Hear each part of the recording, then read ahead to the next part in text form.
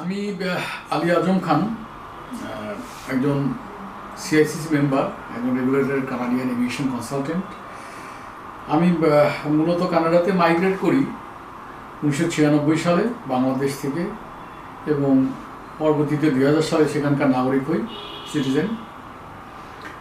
এবং পরবর্তীতে আমি ইমিগ্রেশন লয়ের উপরে গ্র্যাজুয়েশন করে আমি কানাডা গভর্নমেন্টের লাইসেন্স নেই কানাডা ইমিগ্রেশন সংক্রান্ত যারা ইন্টারেস্টেড অ্যাপ্লিক্যান্ট তাদেরকে অ্যাসিস্ট করার জন্য বা তাদের রিপ্রেজেন্টেটিভ হিসেবে কাজ করার জন্য। অনেক বছর ধরে এখন এই কাজ করছি। 2009 সালে আমি ঢাকায় আমার যে company Asia Pacific immigration service এর চ্যাপ্টারটাও শুরু করি, এই একই জায়গায়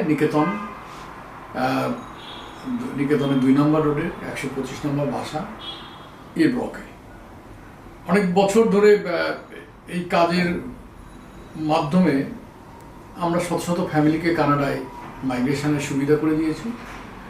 এখানে তাদের বিভিন্ন রকমের কানাডায় প্রায় অনেক রকমের যেমন প্রোগ্রাম আছে, আমরা নিজেরাও প্রায় 16-17 রকমের প্রোগ্রামে বিভিন্ন লোককে সহায়তা করেছি তাদের মাইগ্রেশনের সাকসেসফুলি তাদের মাইগ্রেশনের জন্য। এখানে বলে রাখা ভালো যে এশিয়া প্যাসিফিক ইমিগ্রেশন সার্ভিস মূলত এটা আমি প্রতিষ্ঠার পর থেকে, বিশেষ করে বাংলাদেশ চ্যাপ্টার প্রতিষ্ঠার পর থেকে আমরা নিরলসভাবে প্রফেশনাল এক সার্ভিস দিয়ে যাচ্ছি। এবং এখানে আমাদের যারা স্টাফ আছে আমার এখানে, এরাও মোটামুটি আমার সাথে প্রায় 10-12 বছর ধরেই আছে, এবং এরাও অনেক আমার পাশাপাশি এরাও এই ইমিগ্রেশনের ক্ষেত্রে অনেক এক্সপার্ট হয়ে উঠেছে। এবং আমি মনে করি যে আমাদের এই প্রতিষ্ঠানটা বেশ কিছু প্রোগ্রামে, বিশেষ করে স্কিল মাইগ্রেশনের ক্ষেত্রে বাংলাদেশে অগ্রণী ভূমিকা পালন করে চলেছে। এশিয়া প্যাসিফিক ইমিগ্রেশন সার্ভিস, এটা আমি আগেই বলেছি, যেহেতু এটার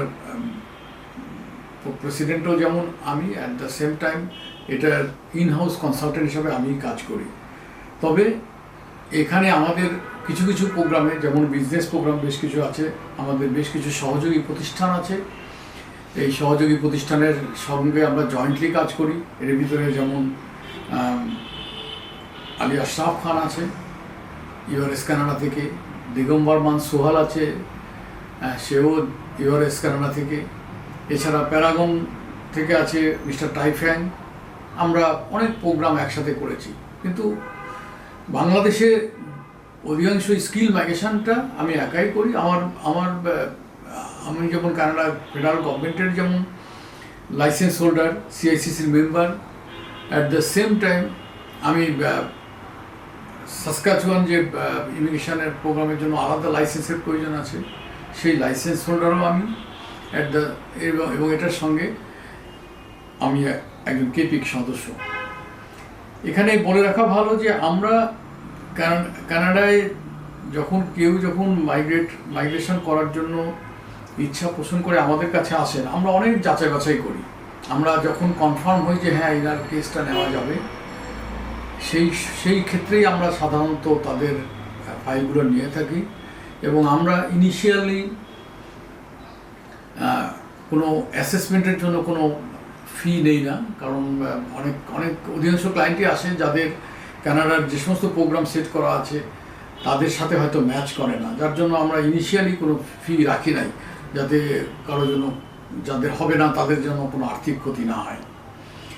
এখানে আরও বলে রাখা ভালো যে কানাডা গভর্নমেন্ট তাদের মাইগ্রেশন বহু বছর ধরে চালিয়ে আসছে, প্রায় মোর দেন 200 ইয়ার্স, এবং এখনও তারা আগামী 2033 সাল পর্যন্ত তাদের যে প্ল্যান আছে সেই অনুযায়ী বিপুল সংখ্যক লোক তারা বিভিন্ন দেশ থেকে তাদের জনসংখ্যার লেভেল ঠিক রাখার জন্যই এবং অন্যান্য অর্থনৈতিক কারণে তারা নিয়ে যাচ্ছে, এবং তাদেরকে পার্মানেন্ট রেসিডেন্সি দিয়ে নিয়ে যাচ্ছে। পরবর্তীতে তারা কানাডার নাগরিক হিসাবে সকল সুযোগ সুবিধা ভোগ করছে।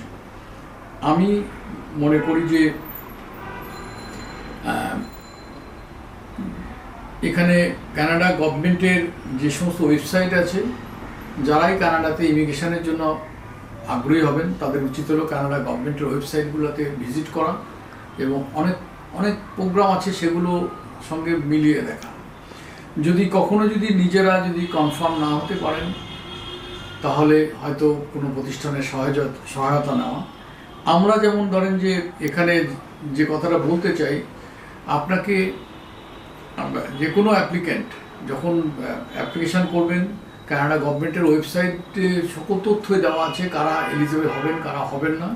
কিন্তু কখনো মনে করেন যে না আপনার কোনো রিপ্রেজেন্টেটিভ প্রয়োজন, কারো মাধ্যমে ইমিগ্রেশন করানোর প্রয়োজন, তাহলে আপনাদেরকে আমি একটু কানাডা গভর্নমেন্টের ওয়েবসাইট বা কানাডা গভর্নমেন্টের পলিসি অনুযায়ী শুধু এইটুকু বলি যে আপনারা অবশ্যই কানাডা সরকারের অনুমোদিত বা সিআইসিসির রেজিস্ট্রেশনকৃত যারা পেইড রিপ্রেজেন্টেটিভ আছে তাদের কারো সহায়তা গ্রহণ করবেন।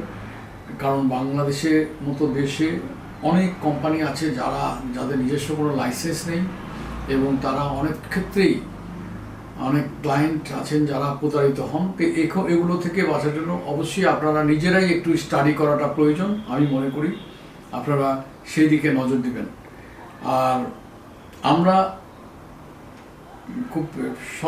খুবই সহসাই একটি সেমিনার করতে যাচ্ছি। এই সেমিনারটা আমরা চারজন কনসালটেন্ট একসাথে থাকবো এবং এই চারজন কনসালটেন্টের কথা আমি আগেই একবার বলেছি। আমি নিজে তো থাকবই, স্কিল মাইগ্রেশন সম্পর্কে বক্তব্য রাখবো। মিস্টার টাই ফ্যান থাকবে, উনি বিজনেস প্রোগ্রামগুলো নিয়ে কথা বলবেন। এখানে মিস্টার দিগম্বর মান সোহাল থাকবেন, উনি কথা বলবেন সেলফ এমপ্লয়েড প্রোগ্রাম নিয়ে। এবং আলী আশরাফ খান উনিও বিভিন্ন রকমের বিজনেস প্রোগ্রাম নিয়ে কথা বলবেন। তাই আমি মনে করি যে আপনারা যারা ইন্টারেস্টেড তারা এসে এখানে এই সেমিনারে অ্যাটেন্ড করতে পারেন। এবং এখানে যেটা আছে যে সেটা হলো যে সেমিনারটা আগামী 10ই ফেব্রুয়ারি বিকাল 3টায় আমাদের নিকেতনের যে সোসাইটির কনভেনশন হল আছে সেখানে অনুষ্ঠিত হবে। আমি মনে করি আপনারা এখানে আসবেন। আর এছাড়া এমনিতে আমাদের যে অফিসটা আছে এশিয়া প্যাসিফিক ইমিগ্রেশন সার্ভিসের অফিস, নিকেতনের ভিতরে 2 নম্বর রোডে 125 নম্বর বাসার দোতলায়। এখানে আপনি যে কোনো সময়ই আসতে পারবেন, এসে আপনাদের ইমিগ্রেশন অপরচুনিটি সম্পর্কে আইডিয়া নিতে পারবেন। আমরা সেই সমস্ত অ্যাপ্লিক্যান্টদেরকেই সিলেক্ট করব যাদের ইমিগ্রেশন হওয়ার সম্ভাবনা আছে কানাডিয়ান রুলস রেগুলেশন এবং পলিসি অনুযায়ী, এবং আমরা তখন আপনাদেরকে হয়তো অ্যাসেস করে আমরা অ্যাডভাইস করতে পারবো। তা আমি আবার বলে রাখছি, আপনারা অবশ্যই যখন কোনো রিপ্রেজেন্টেটিভকে নিয়োগ দিবেন বা কোনো রিপ্রেজেন্টেটিভকে কাছে টাকার বিনিময়ে যদি কারো সাহায্য নিতে চান তাহলে অবশ্যই কিন্তু কানাডা গভর্নমেন্টের ওয়েবসাইট দেখে কারা রিপ্রেজেন্টেটিভ হতে পারে এদের লাইসেন্সের যাচাই বাছাই করে তারপরে তাদের কাছ থেকে সাহায্য নেবেন, এটাই আশা করি। আমি আপনাদেরকে ধন্যবাদ জানাচ্ছি, আমাদের এই আমন্ত্রণও জানাচ্ছি আমাদের আগামী সেমিনারে অ্যাটেন্ড করার জন্য। ধন্যবাদ।